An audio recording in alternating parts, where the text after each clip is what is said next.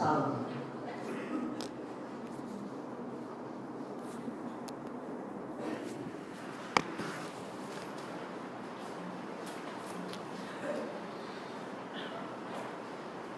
Quem está chegando agora já verificou o celular direitinho.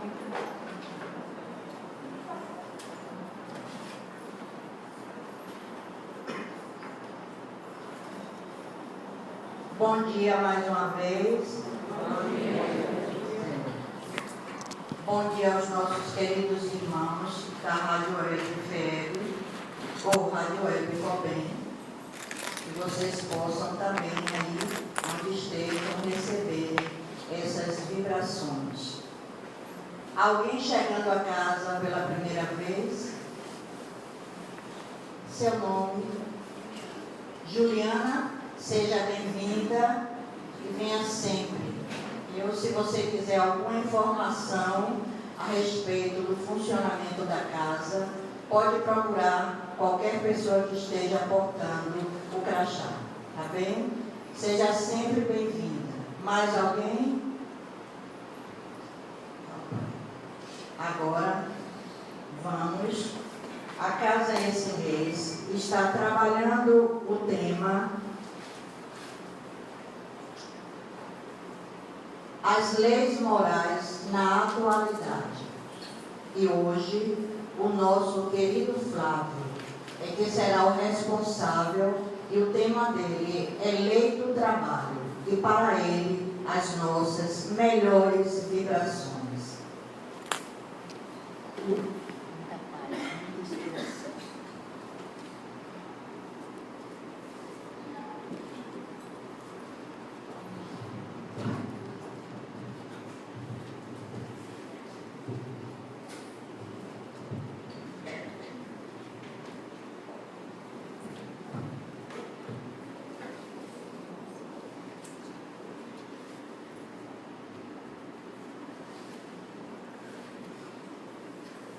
Queridos amigos, queridas amigas que nos acompanham pela internet, caros amigos e prezadas amigas aqui presentes, Deus nos guarde, nos envolvendo sob as suas bênçãos, em forma de paz, através de Jesus. Narram as tradições do mundo espiritual que no século I, por volta do ano 64, após a perseguição cruel aos cristãos que Nero, o imperador romano, na Casa Júlia, havia desencadeado em relação àquele movimento de homens e mulheres simples que se dedicavam ao culto da mensagem de Jesus, um cristão venerando, que se notabilizou pela pregação emocionada, pela divulgação da mensagem evangélica, com a sua palavra de oratória flamívona, o seu verbo inspirado, que sensibilizava os corações da antiga Palestina, do Oriente Médio em particular, foi enclausurado e mais tarde jogado nos calabouços do Império Romano, para fazer a viagem, o trânsito na direção do Circo Máximo, a fim de ser mais uma das vítimas do Império Romano, da carnificina que tomava conta da Roma na época, graças aos espetáculos que tinham lugar em dias adredes estabelecidos para aqueles eventos em que mulheres, homens, crianças eram assassinados cruelmente diante de milhares de pessoas que acompanhavam aquelas cenas dantescas, desde as feras importadas que ficavam há mais de 2 semanas sem se alimentar de maneira regular para mais tarde devorar aquelas pessoas vivas, até os açoites romanos, sem considerarmos aqui as fogueiras que eram acendidas com corpos humanos, verdadeiras tochas para iluminar a noite do Circo Máximo, esse pregador cristão viaja na direção da Via Ápia Antiga, uma das regiões de Roma mais famosas da antiguidade, em que as colunas de mármore, o seu asfalto, as suas estruturas de pedra, as suas esculturas notáveis embelezavam como sendo um dos grandes orgulhos da antiguidade. Esse homem que se notabilizava pela dedicação absoluta à causa de Jesus, em determinado momento amarrado, com as mãos algemadas, levados por legionários romanos, diz a tradição, começa a sorrir de maneira desenfreada, quase gargalhando. Um dos legionários que o acompanhava, parou o passo e diante daquele homem que sorria inerme, vai lhe perguntar: tu ri? Sorris porque logo mais serás executado, logo mais terás sua vida ceifada, tu morrerás, e ainda assim tu sorris. Deve ser vítima de alguma loucura, porque logo mais o teu corpo será estraçalhado por feras famélicas. E tu sorris, Inácio. Inácio de Antioquia olha de maneira penetrante para o seu carrasco e responde-lhe de uma maneira basilar, sintética: eu sorrio, porque eu sorrio de mim, mas sorrio também de vós. Porque ao contemplar essa beleza, essa estrutura maravilhosa, esses monumentos que embelezam o olhar humano, que enriquecem a paisagem do homem terrestre, particularmente do romano, eu percebo que Deus é pródigo em bondade e em misericórdia. Porque se a vós Deus concede essa beleza que é Roma, se a vós que sois corruptos e venais, se a vós que sois viciados e que mergulham na prostituição dos costumes, se a vós que não respeitais o direito alheio, que passam pelos cadáveres humanos, que trucidam as vidas sem nenhuma piedade, se a vós, Deus o Todo-Poderoso, permite embelezar a vossa vida com esses monumentos da antiguidade, o que é que Deus não reservará a mim, que lhe sou fiel? Se a vós que sois profundamente perturbados e antiéticos, profundamente criminosos, Deus dá a beleza que é Roma, e todas essas maravilhas que tanto nos engrandecem a alma, através da estatuária e da arte, o que é que não está reservado a mim e àqueles que lhe são fiéis? É por isso que eu rio, é por isso que eu sorrio de vós, mas sorrio também de mim. Essa frase e essas expressões ficaram escritas nas páginas da história, mas o que a história não pôde catalogar foi aquilo que o mundo espiritual mais tarde trouxe. É que Inácio de Antioquia, que quando criança teve a oportunidade de estar em contato com o próprio Senhor, quando depois do sermão famoso das bem-aventuranças, em que um dos evangelistas anota que algumas crianças correram na sua direção, e que os apóstolos, segundo ainda o evangelista que registra o episódio, o apóstolo tenta impedir. Jesus teria dito: não impeçais que venham a mim as criancinhas, porque delas é o reino dos céus. E tomando-lhe colocando-lhe no colo e abraçando-lhe de maneira terna e carinhosa, começa a conversar com aquela criança, que os evangelistas não anotam diálogo, mas a grande verdade é que aquela criança que foi colocada no colo era o próprio Inácio de Antioquia, que nunca mais esqueceria aquele contato. Mais tarde, na Ásia Menor, em Éfeso, ele vai receber as carícias de uma personalidade especial da história do cristianismo, João, o evangelista, o discípulo amado, aquele mesmo que mais tarde escreveria o Apocalipse. E de João ele vai receber as orientações fantásticas a respeito do Mestre, tornando-se mais tarde o grande discípulo de Jesus. Inácio agora exulta, alegra-se por dar a sua vida em holocausto. Recorda-se do Calvário do Mestre, que ele acompanhou como criança, sem ter a noção do que estava acontecendo. Só mais tarde pôde perceber o que é que os homens fizeram dele. E mais adiante pôde perceber toda a saga dos cristãos e resolveu, por alegria e por dedicação total, também entregar a sua vida àquele ideal. Inácio de Antioquia vai esperar ansioso na prisão, em alguns momentos consolando aqueles que eram seus pares, alguns temerosos.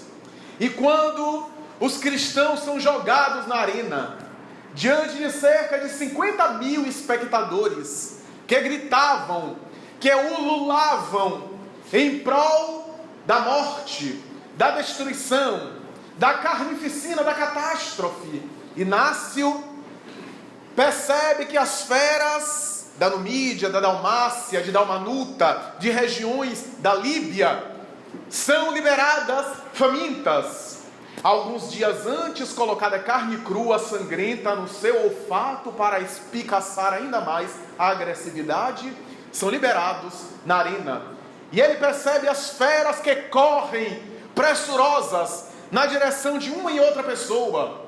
Idosos e mulheres são dilacerados na sua frente. A multidão explode em grande comoção, como sempre acontece em todas as épocas, a tendência da humanidade para a destruição, para a carnificina, cujos espetáculos hoje de lutas marciais, de violências, são resquícios bárbaros dessa época. Ele então ajoelha-se, dobra-se, fecha os olhos e ora demoradamente, esperando o golpe final com alegria, a patada ou a mordida dilaceradora que não chega. Depois de alguns minutos, ele percebe que o Coliseu, isso é o Circo Máximo, aliás, está em profundo silêncio. E ao abrir os olhos e olhar demoradamente, ele percebe as feras saciadas. A multidão estava em silêncio sepulcral, porque era a cultura romana, quando acontecia qualquer espetáculo em que uma vida sobrevivia, ficava-se em silêncio, na expectativa de um representante de César, alguém que tinha autoridade do imperador, para apontar o polegar para cima ou para baixo, a fim de que escolha salvar, poupar aquela vida, ou autorizar a entrada de um gladiador romano para destruir aquela vida. E o representante de César, então, coloca o polegar estendido para cima, que era sinal de que deveria poupar aquela vida, já que havia algumas crenças de que quando uma vida sobrevivia, os deuses haviam poupado aquela vida. A multidão explode, uma grande alegria e aplauso, mas Inácio começa a chorar e começa a se perguntar o que foi que ele fez de errado. Jesus talvez houvera esquecido dele. Ele queria tanto por ardor a fé e ao seu ideal, entregar a sua vida à semelhança daqueles homens e mulheres que ofereceram o seu sangue e a sua vida em holocausto. Será que ele não era digno também do martírio, do holocausto? Ele começa a reflexionar. O seu mundo emocional era um oceano de turbulências, de angústias, naqueles minutos que pareciam uma eternidade. Ele praticamente não escuta a multidão que explodia em grandes emoções, porque ele estava num solilóquio, num monólogo pessoal de angústia. Por que Jesus houvera esquecido ele? Porque o que ele havia feito de errado? E narram os bons espíritos que naquele momento uma figura humana começa a aparecer diante da sua visão psíquica, que a partir daquele momento começa a desabrochar, e ele visualiza pelas telas psíquicas do seu mundo interior um ser de diáfana luz, de claridade safirina, que aparece um espírito transcendental que diz: Inácio, tu não fostes poupado. Morrer, Inácio, de um momento para o outro, tendo as carnes dilaceradas, é uma tarefa muito fácil para alguém como tu. Jesus quer de ti um martírio muito maior. Espera de ti um holocausto ainda mais nobre, ainda mais grandioso. Porque morrer entregando a vida aos açoites ou às flechadas, à fogueira ou às feras, é uma tarefa muito fácil para um discípulo como tu. Mas morrer a cada dia, experimentando angústias, ter a alma dilacerada, desejar morrer, mas continuar vivendo, ter um espírito totalmente dilacerado pelas incompreensões, pelas calúnias, pelas traições, pelo abandono de todos aqueles, inclusive, que são seus amigos, que são seus entes queridos, que são seus vínculos mais próximos, e continuar trabalhando, servindo. Serve, trabalha, dedica-te mais, porque Jesus não poupou o teu holocausto, mas espera de ti um holocausto maior. Morrer a cada dia um pouquinho é uma tarefa muito maior do que 500 mortes e 500 vidas.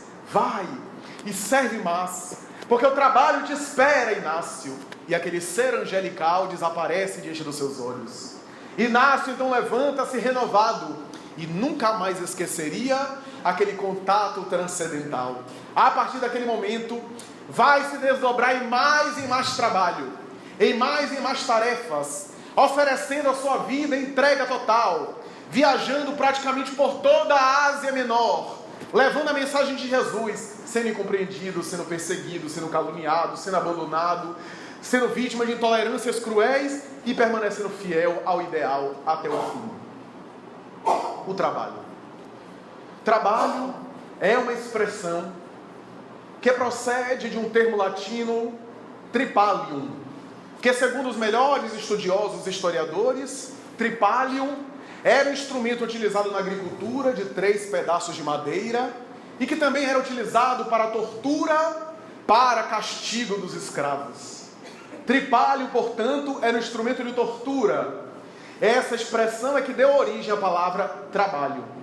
Já é a semântica, o significado, a perspectiva simbólica de que o trabalho é um castigo, é uma tortura, é algo associado à escravidão, aos escravos. E é assim que historicamente a expressão trabalho sempre esteve associada.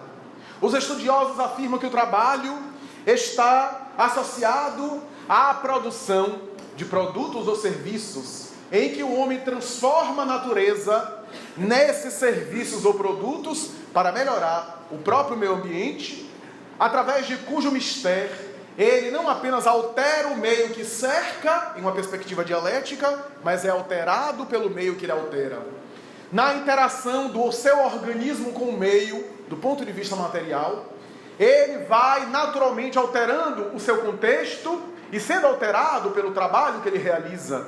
De alguma forma tendo um retorno estabelecido pelas relações comerciais, pelas relações econômicas, sociais, para, a princípio, a sua subsistência e outras necessidades, à medida que a sociedade se regula, se estrutura, se desenvolve e estabelece necessidades as mais variadas para a sua vida, para a regulação do seu modo de funcionar. Em povos primitivos, o trabalho era quase sempre coletivo, em que aquilo que era adquirido era um bem comum, adstrito profundamente às necessidades físicas, principalmente a da alimentação.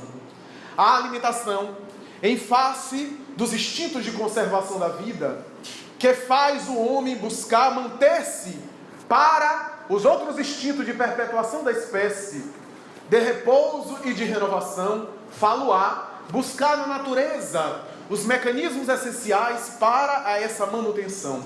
E através disso, as relações com a natureza de maneira destrutiva, a princípio, a fim de matar ou destruir vidas e se alimentar delas, para poder manter a si mesmo, o clã, a tribo, o seu grupamento, e ir na direção de outros clãs, de outras tribos, para ceifar-lhe a vida e assim também acessar a natureza e manter-se naturalmente atendidas às suas necessidades mais imediatas. É natural que essas manifestações estavam circunscritas a esses impulsos do estômago, particularmente em que a alimentação era o bem mais precioso e que a princípio o homem primitivo matava até os seus para conseguir o seu objetivo.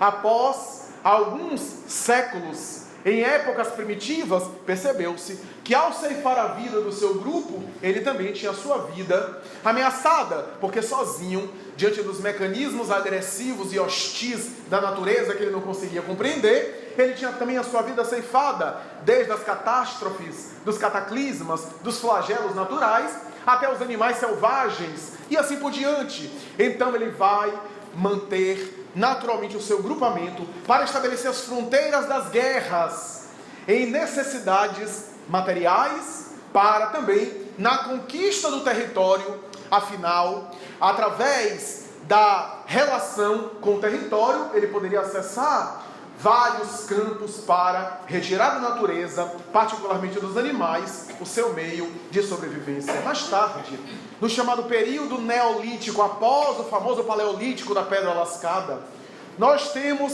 segundo os especialistas, o advento da agricultura. E na agricultura temos a relação mais sofisticada do homem com a terra e as técnicas que começam a ser elaboradas desde épocas primitivas até a agronomia atual, para se aproveitar ao máximo e otimizar os recursos do solo, a fim de poder não apenas se alimentar através do solo e não viajar na direção de outros campos, mas através do solo retirar o seu alimento, mas utilizar aquele produto que era adquirido nas relações com outras pessoas, através do que as relações de trabalho começam a se modificar. A descoberta da agricultura, dizem os especialistas, ensejou um novo modo de relações de trabalho e um novo modo de trabalhar, o funcionamento. A princípio a agricultura, depois a fauna, a flora e uma série de elementos, o cultivo de animais, os animais caprinos e assim por diante, para estabelecer relações em que havia a obtenção também de benefícios com aquilo que era cultivado e era oferecido às criaturas humanas. A princípio o escambo, mais tarde as relações monetárias, através dos elementos, das importâncias financeiras do dinheiro na época. E segundo os melhores estudiosos, se atribui que a partir da agricultura surgiu uma noção da propriedade privada e uma série de outras características, como a especialização do trabalho, em que aqueles que eram mais entendidos na relação com o solo, na relação com as técnicas da agricultura, tinha uma especialização, uma função melhor e era mais valorizado na agricultura da época. Surgia aí, portanto, funções trabalhistas, entre aspas, diferentes, especializações. E assim, dizem eles especialistas, foi nesses primórdios do advento da agricultura que a sociedade ensejou as classes sociais, a partir do período neolítico. Mais tarde, com o cultivo de outros, a sociedade vai se estruturando, vai se erigindo em dimensões cada vez mais sofisticadas, nas estruturas em que se abandona as cavernas para as palafitas, do período litólatra para o período fitólatra, e mais tarde para construir as futuras civilizações de pedras, de estruturas que seriam as bases fundamentais da arquitetura da engenharia atual, naturalmente que ensejou novas relações comerciais cada vez mais intensas, acentuadas, e naturalmente que nós teremos modificações ao longo do tempo que vão ensejar na época do Império Romano, no seu auge e mais tarde no seu declínio, para mais tarde as invasões bárbaras, a cultura do declínio romano ensejar da escravidão, que era típico no Império Romano, onde os escravos trabalhavam, o patriciado não, as relações de escravidão em que as práticas de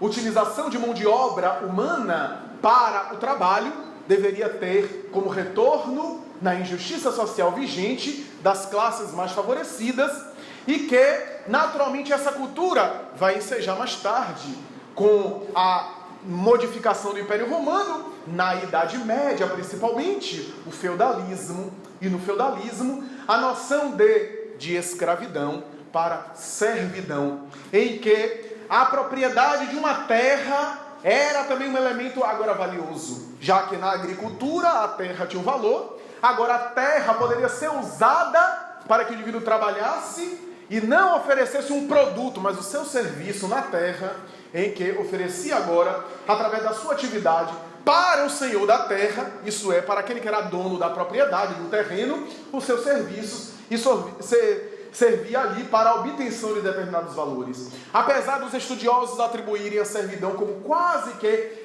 semelhante à escravidão antiga, foi o passo inicial para o futuro trabalho livre.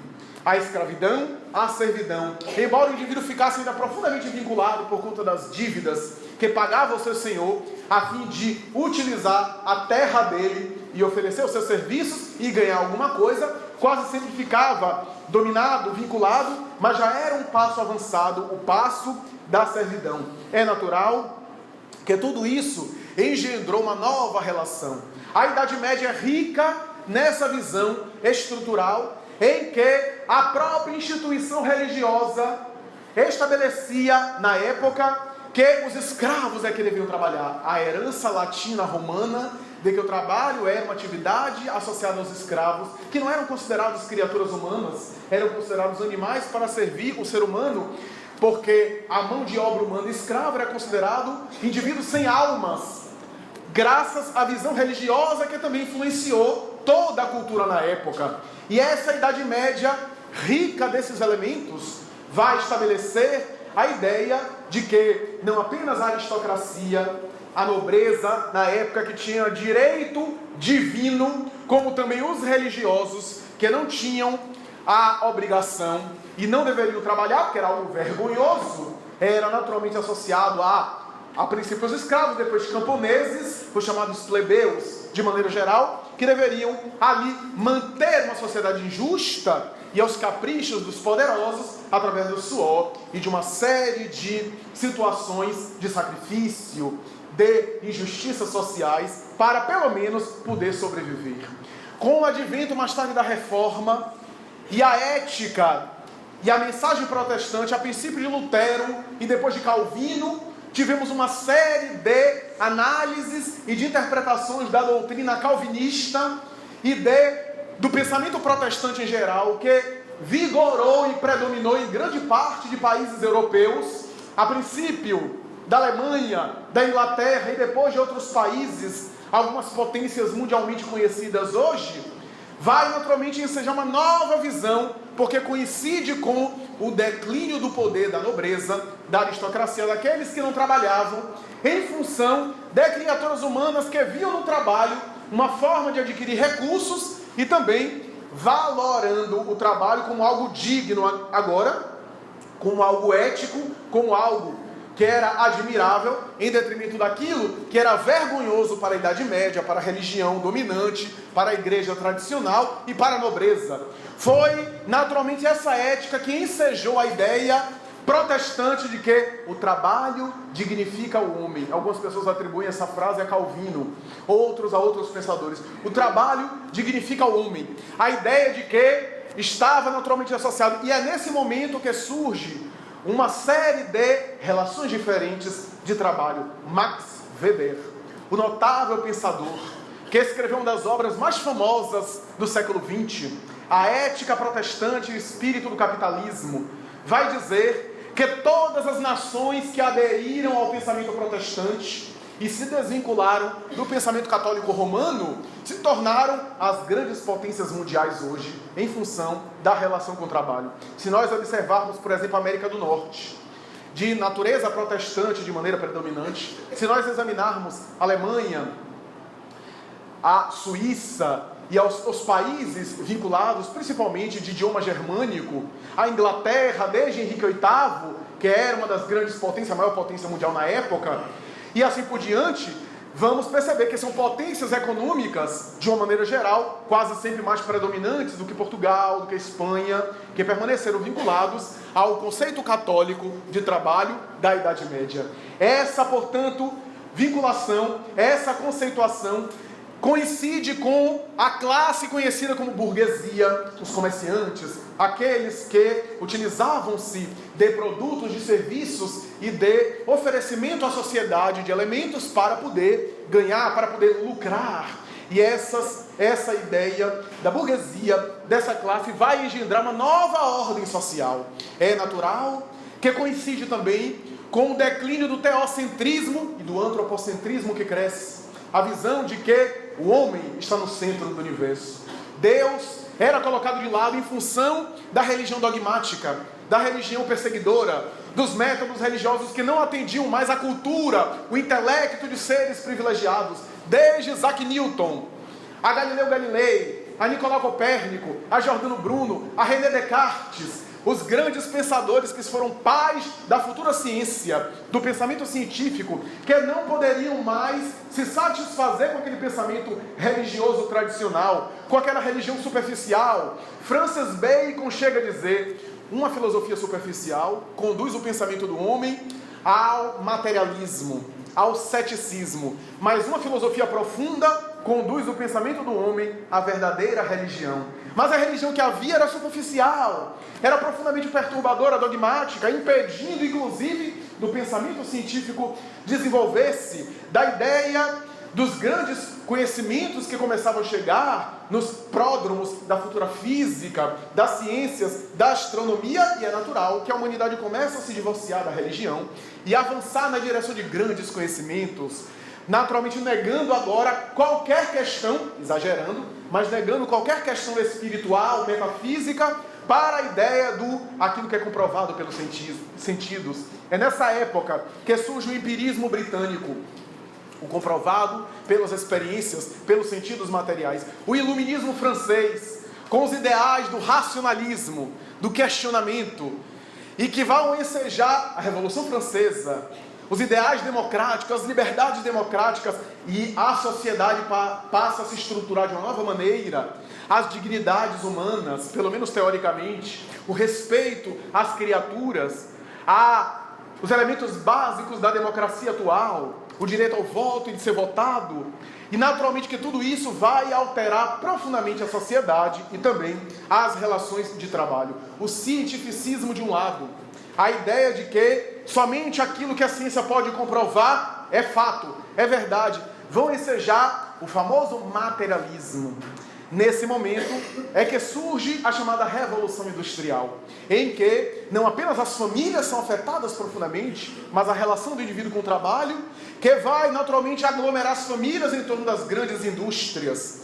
O trabalho do campo é transferido em massa, de uma maneira geral, para as grandes áreas urbanas, e é natural que as pessoas agora tinham nas indústrias, nas antigas fábricas, o meio de subsistência, porque havia muitos recursos, graças ao maquinismo das indústrias, que produziam em grande escala, e era naturalmente um movimento inevitável para que a sociedade de consumo, a sociedade pudesse naturalmente usufruir daqueles bens que começaram a ser estruturados, a industrialização, as mercadorias, naturalmente que a sociedade passa agora a viver em função das indústrias, as relações de trabalho, o excesso de um lado, as imposições totalitárias em função da ganância dos grandes donos de indústria, dos grandes potentados. Mas é natural que todos esses elementos que começam no maquinismo, que tem uma influência, segundo os especialistas, do taylorismo, do fordismo, de uma série de elementos e divisões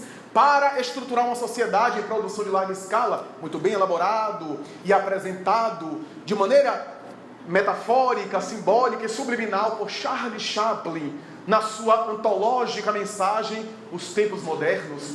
É naturalmente quem seja uma nova visão de mundo, uma nova visão de sociedade, e é natural que esses elementos geraram uma série de reflexões. Foi Karl Marx quem estabeleceu as suas teorias sociais e econômicas admiráveis no século XIX, quando engendrou a tese da mais-valia, dos meios de produção, das forças econômicas, e dê a ideia de que o salário seria o mínimo que o trabalhador poderia usufruir e o excesso daquilo que ele oferecia era direcionado àqueles que eram detentores dos meios de produção. Os seus pensamentos admiráveis, as suas ideias fantásticas para entender as relações de trabalho, a estruturação da sociedade, até hoje são motivos de debate, de reflexão, de polêmicas, de críticas, mas que são pensamentos admirados. É dele a famosa frase: a religião é o ópio das massas, porque era a religião que ele conhecia. Ele não teve a oportunidade de conhecer uma religião transcendental, libertadora. Ele percebia que o discurso religioso era um e a prática era outra. Ele percebia que muitas vezes o discurso religioso servia para se manter um status quo, um status de exploração social, econômica,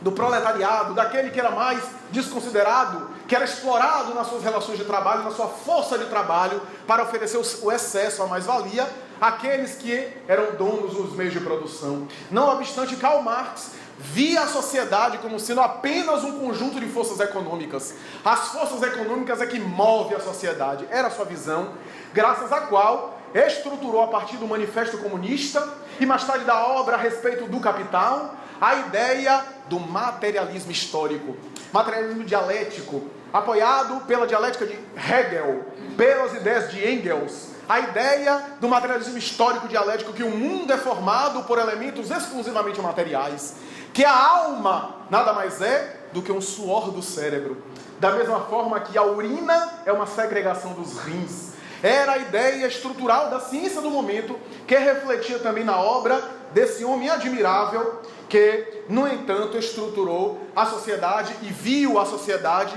dessa forma. A grande verdade é que o trabalho, do ponto de vista financeiro, material, é estruturante. Segundo os especialistas de trabalho, isso é algo que pode fomentar o bem-estar do indivíduo e é, ao mesmo tempo, adoecedor. É uma contradição que os especialistas discutem até hoje.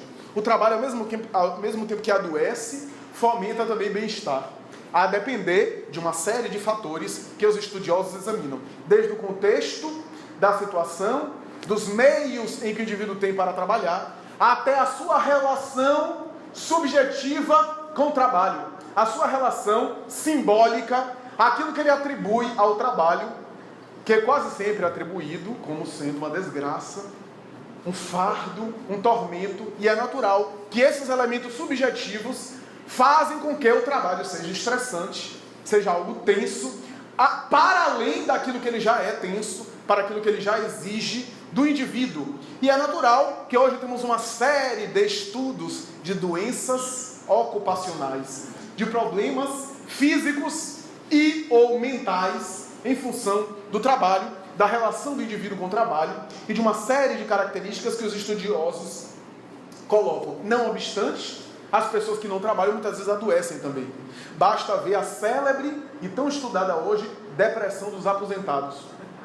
A pessoa se aposenta e eles se consideram nada para sentar numa cadeirinha furada, a princípio, e para interagir com ele mesmo, seja no crochê, principalmente o crochê da vida alheia, seja as relações de jogos de lazer, alguns jogos de azar, em que a pessoa se acha o eleito de Deus e vai para as casas de jogos achando que vai ganhar uma fortuna e gasta toda a aposentadoria, seja apenas ficar exclusivamente voltado para jogar gamão, dama, xadrez e morrer. Então é a relação que o indivíduo estabelece, porque durante a vida inteira a sua relação subjetiva com o trabalho seria a exclusividade da vida dele. Ele tem apenas uma relação exclusiva, a sua vida é o trabalho. Então quando ele perde aquilo, ele perde o sentido da vida, porque atribuiu toda a sua existência a apenas uma relação que tem um fim, a um modo de funcionar que tem um fim. Ah, mas a empresa não tem coração, empresa não tem alma. Então é essa relação que o indivíduo estabelece, e por isso tão estudada hoje a depressão dos aposentados, é uma espécie de luto, de morte, é uma espécie de morte social, uma vez que a cultura em geral, e a cultura brasileira em particular, tem uma relação de trabalho associada à identidade social. É assim que nós normalmente nos vemos na sociedade. E aqueles que não estão inseridos em alguma atividade do trabalho são considerados à margem, excluídos na sociedade. Basta as relações informais examinarmos as relações informais, as relações no senso comum, as relações populares, em que, em caráter de informalidade, quase sempre nos encontros sociais a gente pergunta: você faz o quê? Você trabalha com o quê? Está no nosso inconsciente a ideia de que o indivíduo tem valor associado a alguma coisa que ele faz, a algum trabalho. Então o trabalho dá identidade social ao indivíduo, porque nós atribuímos assim. Dá um certo valor de tal forma que atribui a ele uma certa inserção. E aqueles que não estão atuando se consideram fora desse contexto, portanto marginalizados. Essa ideia, portanto, está presente nas condições e nos estudos a respeito do trabalho. Mas será que o trabalho, conforme o conceito socialista convencional e marxista em particular, está associado apenas a produto de forças econômicas, a um movimento em que gera lucro e elementos materiais para a sociedade? Será que o trabalho é apenas uma relação que o indivíduo estabelece para a obtenção de lucro, de riquezas materiais, e que quase sempre vão levá-lo mais tarde à indisposição, aos transtornos de comportamento, à insatisfação, ao adoecimento? Será que o trabalho do ser humano assemelha-se aos trabalhos materiais que os animais fazem? À semelhança dos animais de carga? Será que o trabalho é apenas algo exclusivamente material que desgasta fisicamente a criatura e também psiquicamente? Coube à doutrina espírita examinar essa questão. Allan Kardec não deixou de estudar essa realidade.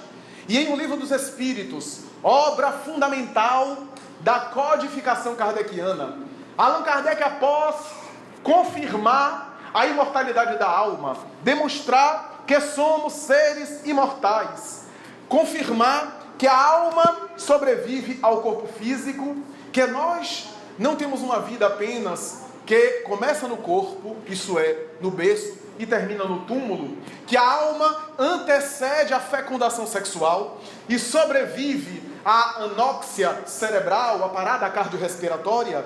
A alma transcende a matéria. Nós não somos apenas um corpo, somos uma alma que tem temporariamente um corpo que logo mais vai deixar de funcionar. Os espíritos, então, estabelecem, Allan Kardec, que existem leis cósmicas no universo.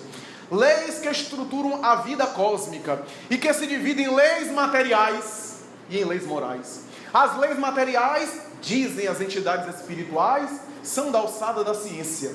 E a ciência tem descoberto e tem identificado e tem estudado as leis materiais, a gravidade, a eletricidade, os movimentos de rotação e de translação, os movimentos astronômicos, as condições biológicas, o funcionamento dos corpos, desde os corpos simples aos corpos complexos, a genética humana, a fisiologia, a anatomia, a força nuclear fraca, a força nuclear forte. Há uma série de elementos que são leis da natureza que estão funcionando, regulando.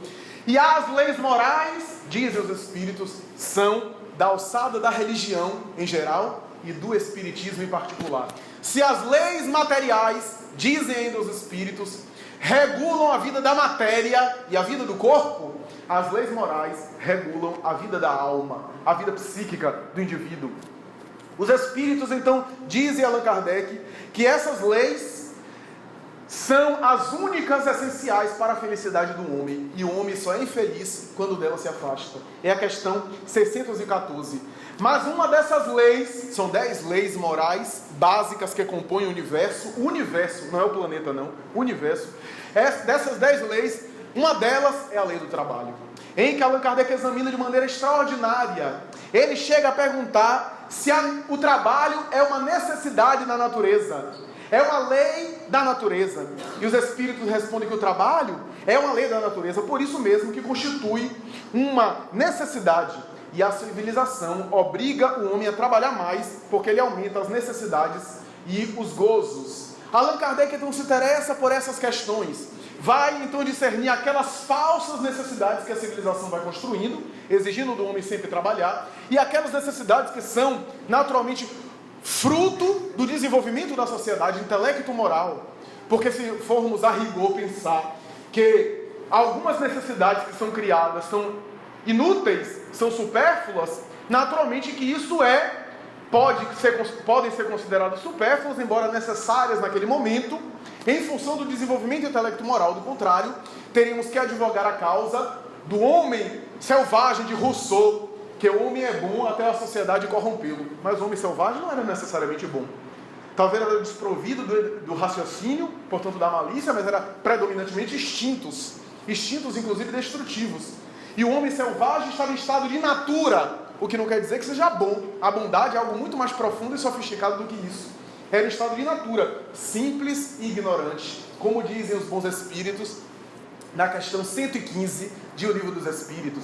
Então, à medida que o indivíduo desenvolve, é claro que ele cria novas necessidades materiais, necessidades momentâneas, que, não obstante poderem ser supérfluas, fazem parte de determinados momentos, de determinados contextos. Algo que Allan Kardec então pergunta: por que por trabalho, se devem entender as relações e as ocupações exclusivamente materiais? E os espíritos respondem: não. O espírito também trabalha, assim como o corpo, porque toda ocupação útil é trabalho. Nesse momento, os espíritos oferecem à humanidade uma nova visão do trabalho. Toda ocupação útil é trabalho. É que vale dizer que os bons espíritos estão resgatando algo que Jesus já havia dito na sua época: meu pai até hoje trabalha, e eu também trabalho. Olha, se o pai também trabalha, e o pai, Deus, está trabalhando, é obviamente que o trabalho não é apenas uma questão de natureza material, financeira, até porque Deus é dono de tudo, para que ele quer mais coisa, né? Embora alguns religiosos estão pedindo depósito bancário na conta de Deus, como se ele já fosse dono de tudo. Para que dar a Deus aquilo que já é dele? Mas é a ideia de que, dando a Deus, está garantido o sucesso material. Dê não sei quantos por cento do seu salário, em nome de Deus, para Deus, porque está garantido o seu sucesso material, a riqueza vai se multiplicar, o que é um contrassenso na doutrina de Jesus. Porque se fosse assim, Jesus é o maior fracasso de Deus. Ele próprio dizia no Evangelho: o Filho do Homem não tem uma pedra para colocar a cabeça. Que, aliás, ele nunca prometeu aos discípulos sucesso material nenhum. Ele nunca diz assim para Pedro, João, Tiago: ó, vocês vão ter uma vida com uma beleza aqui na terra, vão gozar, vão ter uma vida farta. Pelo contrário, prometeu a eles desafios, dificuldades, testemunhos, mas que fazem parte do processo evolutivo para a sublimação dos instintos, para o desenvolvimento, para o aprimoramento. Pelo contrário, prometeu a eles dificuldades, mas a futura consolação, que era o reino dos céus. Toda a proposta de Jesus não é para agora, não é para usufruir agora, é para depois, o que dá uma esperança, o que é uma mensagem profundamente otimista. E, aliás, não apenas vaticinou como aconteceu, porque Pedro foi crucificado de cabeça para baixo, Tiago foi degolado, Estevão foi apedrejado, Filipe foi flechado. Então a situação foi mais ou menos essa, mas prometia algo que não era do mundo. No mundo, dizia ele, só tereis aflições, mas tende bom ânimo, porque eu venci o mundo. Era, portanto, a ideia de que não somos daqui, portanto a felicidade não é daqui. Porque se não somos daqui, a felicidade não é daqui, a felicidade só pode ser de outro lugar. E somos também de outro lugar. Ora, os espíritos dizem a Allan Kardec que há dois mundos, o mundo material e o mundo espiritual. Se o meu reino não é desse mundo, como disse Jesus, é porque o reino é de outro mundo, é o mundo espiritual. E se somos espíritos imortais, daqui também não somos. Então, se a felicidade está no outro mundo, e nós do outro mundo somos, a felicidade é nossa. Mas a felicidade não é da corporalidade, é da nossa essência. Em vão buscaremos a felicidade onde ela não se encontra, que são nas coisas. E quando falamos em coisas, não é apenas objetos concretos, nas situações desse mundo, nas posições desse mundo, nas situações de contexto desse mundo, que também são coisas deste mundo. A imagem, a aparência, são também situações transitórias desse mundo. Se nós examinarmos, falávamos isso em uma outra casa, irmã, ontem. Se nós examinarmos o ponto de vista material, apenas do ponto de vista material, a vida humana é até deprimente aqui para nós. É até sombria. Porque do ponto de vista material, toda a vida é um desgaste da matéria que vai se modificando, que vai envelhecendo, que vai se transformando, que vai modificar para pior. Aliás, foi isso que aconteceu com os grandes filósofos materialistas, Schopenhauer, Nietzsche, que concluíram assim: a vida é sofrimento, é desgaste. Os psicanalistas freudianos, de maneira geral, dizem: a vida é uma sucessão de perdas. Você é criança, depois perde a infância, depois perde a juventude, depois perde as relações, configura-se de outra forma. Do ponto de vista material, a vida material, se a gente for examinar apenas do ponto de vista material, é deprimente. Emmanuel, em uma bela mensagem por Chico Xavier, vai dizer: Tudo no mundo material que os olhos humanos contemplam, ou está morto, ou vai morrer. Então, note que coisa sombria. Do ponto de vista material, é isso mesmo. Do ponto de vista material, eu posso dizer aqui, você é bonito? Você é bonita? Não se preocupe não, vai durar pouco tempo. Você é jovem, tem saúde? Tenha fé em Deus, porque logo mais vai passar. Porque são todos valores transitórios. Ah, você é jovem, tem a vitalidade? Daqui a 30 anos vamos conversar. 20 a 30 anos, vamos ver como é que é. Ah, não, eu tenho 60 e faço igual ao que todo mundo de 20 faz. Faz não. Faz não. Requebre até o show para ver se volta. Não volta nunca mais. Então, não tem... É uma outra... E nós temos que nos conscientizarmos disso. A vida física é assim. Do ponto de vista material, se o indivíduo só é muito triste. É muito deprimente. Mas o Espiritismo tem uma mensagem otimista. A mensagem que é a repetição das colocações de Jesus. Que a vida material não é exclusiva, é uma temporária viagem, é uma temporária passagem para o aprimoramento de valores, para o desenvolvimento. E quanto mais o indivíduo se conscientiza dessa sua imortalidade, mais feliz ele é. Porque não se restringe a algo muito limitado, que quase sempre é feito de desgastes, de desafios, de esforço. Daí os espíritos dizerem a Allan Kardec que o trabalho é uma espécie de expiação, porque no atrito, nas relações com o outro, na exigência de necessidades materiais para sobreviver, o indivíduo tem que se forçar a desenvolver a sua inteligência.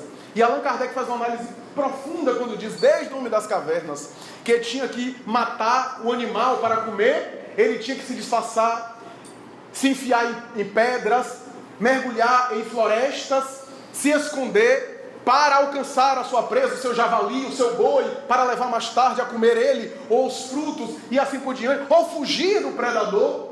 E isso fazia com que ele desenvolvesse a inteligência, seriam os primeiros rudimentos da futura inteligência, do instinto para a inteligência. O trabalho faz com que o indivíduo desenvolva a inteligência. E Kardec vai dizer, a princípio, apenas em função das necessidades materiais, para depois, o ser humano, no desenvolvimento intelectual, compreender as grandes verdades morais e as suas necessidades morais. Então, o trabalho tem essa finalidade, para naturalmente desabrochar em uma lei da natureza que exige do indivíduo uma nova visão de mundo. Allan Kardec, mais tarde, no mesmo capítulo, A Lei do Trabalho, vai abordar o repouso. E os espíritos dizem que o repouso faz parte da lei do trabalho, é uma lei da natureza, e que o indivíduo deve repousar para renovar as suas forças e deve trabalhar somente até, naturalmente, o limite das suas possibilidades, as suas necessidades. E mais tarde, Allan Kardec aborda a questão do descanso na velhice, do ponto de vista do trabalho material, estafante. Já antecipava o direito trabalhista, as grandes questões da previdência social, quando os espíritos dizem que a sociedade deve manter aquele que já não tem condição de trabalhar. Antecipa todas as leis que viriam depois, em uma colocação fantástica que o mundo espiritual coloca e antecipa. Na 684 Allan Kardec pergunta, que pensar daqueles que abusam da sua autoridade para impor trabalhos estafantes, condições de injustiça, situações de desigualdade na terra? E os espíritos respondem, ai deles, porque terão que voltar à terra inúmeras vezes para reparar os danos que causaram às pessoas e à sociedade. Eu me lembrei, quando li essa questão, de um livro de Emmanuel, psicografado por Chico Xavier, chamado Leis de Amor, em que há uma série de entrevistas, Chico em transe, mediúnico, entrevistas com Emmanuel, do movimento espírita com Emmanuel, se não me engano a FESP, a Federação Espírita do Estado de São Paulo. E, em determinado momento, pergunta-se a Emmanuel o seguinte, que pensar e como voltarão, reencarnarão, os administradores do mundo, os políticos e os grandes gestores da terra, como voltarão aqueles que se corromperam, aqueles que utilizaram mal do seu poder, que estabeleceram uma sociedade injusta, que foram corruptos? E Emmanuel respondeu, voltarão para trabalhar desde cedo na lavoura, em condições difíceis, em condições quase insuportáveis, de sol a sol trabalhando para não apenas devolver parte daquilo que usurpou e abusou da sociedade, mas para desenvolver dentro deles mesmos a noção de justiça, de dignidade, do valor do trabalho. de dar valor às riquezas dos elementos, terão um mínimo apenas para a sobrevivência material, e nada mais, trabalharão quase aqui a semelhança de animais. Quando eu li essa mensagem de Emmanuel, eu fiquei pensando, meu Deus, vai faltar uma reforma agrária. Não vai ter reforma agrária suficiente para tanta gente. É tanta gente que precisa voltar na lavoura, que eu não sei como é que vai ser isso. Mas a grande verdade é que o trabalho transcende, do ponto de vista espírita, a ideia exclusiva de algo exclusivamente material. Eu me lembro de um amigo nosso, espírita militante, que depois de se aposentar no serviço público, uma empresa privada, ele disse, eu ofereço 3 vezes mais do que você ganhava no serviço público. Ele disse, Flávio, eu tive uma tentação, me veio uma coisa, um impulso, depois eu parei e pensei, agora que a situação não é lá de riquezas, mas dá para me manter, e eu vou agora me dedicar o meu tempo para usufruir mais. Para quê? Eu vou me dedicar agora às causas do Evangelho, às causas da minha iluminação maior, da dedicação voluntária, porque o meu tempo tem um valor tão incomensurável que não tem preço. E por isso, ao invés de eu receber em função do meu tempo, eu dou. É um trabalho muito maior. Em André Luiz, no livro Nosso Lar, nós temos a ideia do trabalho como sendo algo que dignifica a criatura e que faz evoluir o espírito. A ponto de, em determinado momento, algumas atividades que aqui na Terra não são valorizadas, lá são valorizadas muito mais. Por exemplo, a tarefa da maternidade. A tarefa da dedicação, por exemplo, à criança. Lá, diz André Luiz em Nosso Lar, o indivíduo ganha em dobro na dedicação a crianças, isso é, a crianças que desencarnaram e estão ainda na forma perispiritual infantil e são orientadas, ensinadas, encaminhadas ao bem. E aquilo é visto como em dobro, a dedicação. E aqui na Terra nem sempre isso é tão valorizado, pelo menos do ponto de vista material, financeiro. Então muitas coisas que nós fazemos têm um salário muito maior do ponto de vista espiritual. E o contrário também procede. Quanta coisa que a gente ganha aqui para perder espiritualmente. Diz Joana de Ângeles, é melhor perder aqui no mundo e ganhar na consciência, em paz, do que ganhar momentaneamente para chorar, Deus sabe lá até quando. Diz ela em uma bela mensagem. Então, meus amigos, o trabalho, diz os Espíritos, transcende para chegar ao momento do trabalho da iluminação pessoal, porque tudo converge, tudo vai na direção do trabalho da iluminação interior, do aperfeiçoamento do ser. São todos meios, ferramentas, mecanismos para que o indivíduo chegue lá, à sua iluminação, à sua transformação moral, ao trabalho que ele tem que fazer consigo mesmo para se melhorar. Eu me lembro que no início das palestras espíritas, os bons espíritos em determinado momento me orientaram a nunca entrar em polêmica, nunca discutir assuntos que são polemizadores, que são às vezes estratégias do mundo espiritual perturbado para desviar a atenção daquilo que é essencial à nossa vida para discussões infrutíferas. Nunca, em nenhum momento, discutir em torno de situações que estão fora do contexto doutrinário e principalmente ficar respondendo críticas e agressões, porque quanto mais se responde, mais nós damos combustível a situações embaraçosas. E por fim, os bons espíritos me falaram o seguinte: só fale quando for solicitado. Por isso que eu falo, depois eu mantenho em silêncio. Só fale quando for solicitado, porque às vezes há uma tendência nossa no web de falar em qualquer lugar, e todo momento está interrompendo os outros e falando, etc. E, por fim, os Espíritos disseram, nunca se esqueças que apesar da tarefa doutrinária, de você falar de filosofia, de cultura, nunca te esqueças de duas coisas: dos necessitados de toda sorte, daqueles que são necessitados de tudo, não apenas os materiais, os pobres de riquezas materiais, mas os pobres também de riquezas morais. E por fim, nunca te apartes do Cristo. É que vale dizer, discutamos os assuntos da ciência, os assuntos da cultura, da inteligência, mas nunca te apartas das grandes verdades do Evangelho de Jesus. Então, meus amigos, o trabalho transcende apenas a uma relação puramente monetária, para algo que vai mais além, para algo que o indivíduo compreende que a vida é uma dinâmica constante. Portanto, é um trabalho sucessivo. É uma lei do universo. Essa dinâmica. E os bons espíritos, quando nos informam, dizem que eles estão atuando o tempo todo.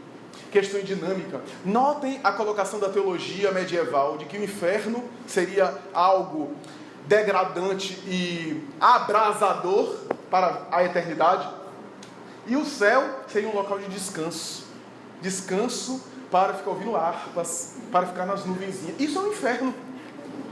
Para os bons espíritos isso é um inferno, que seria um tédio. Aqui na terra já é um tédio.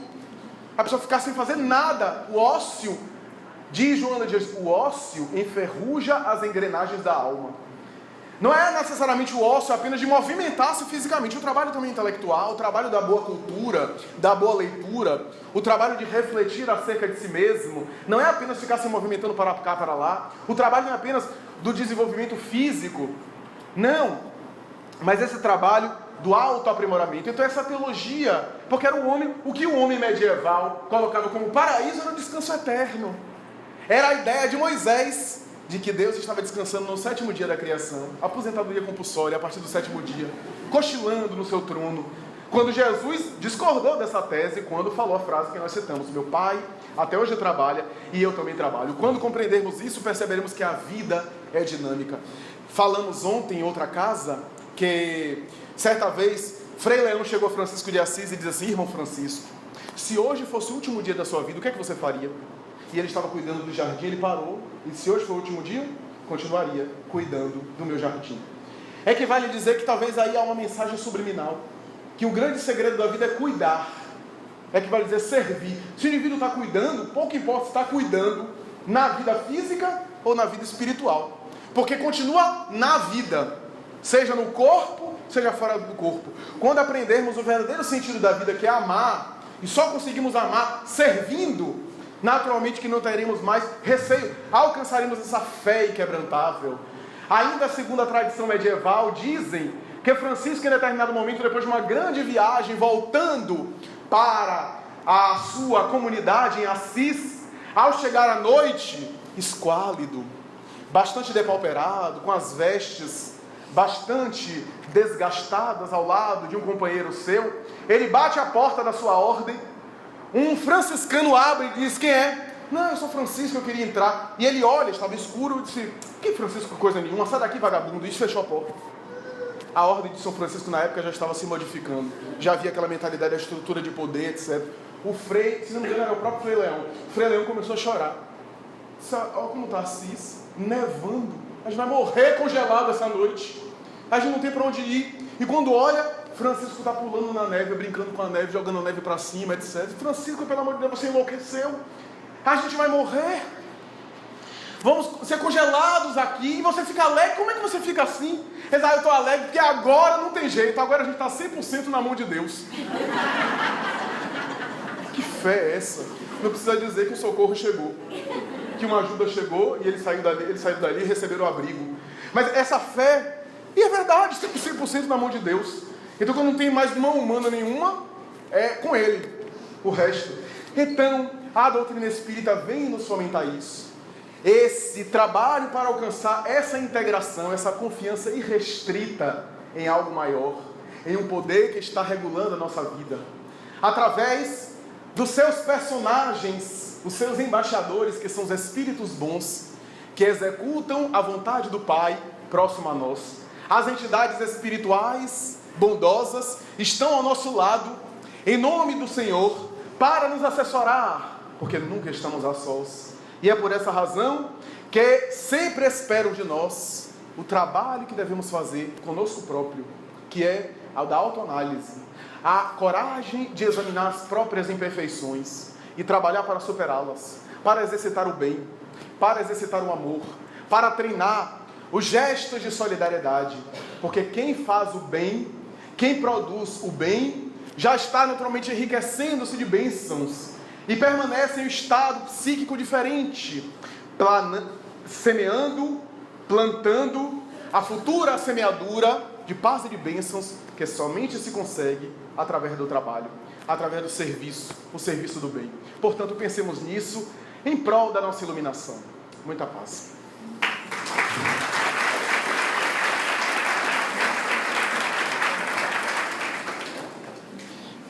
Brilhante, né? Nós agradecemos fielmente pela belíssima palestra. Que todos nós possamos sair daqui hoje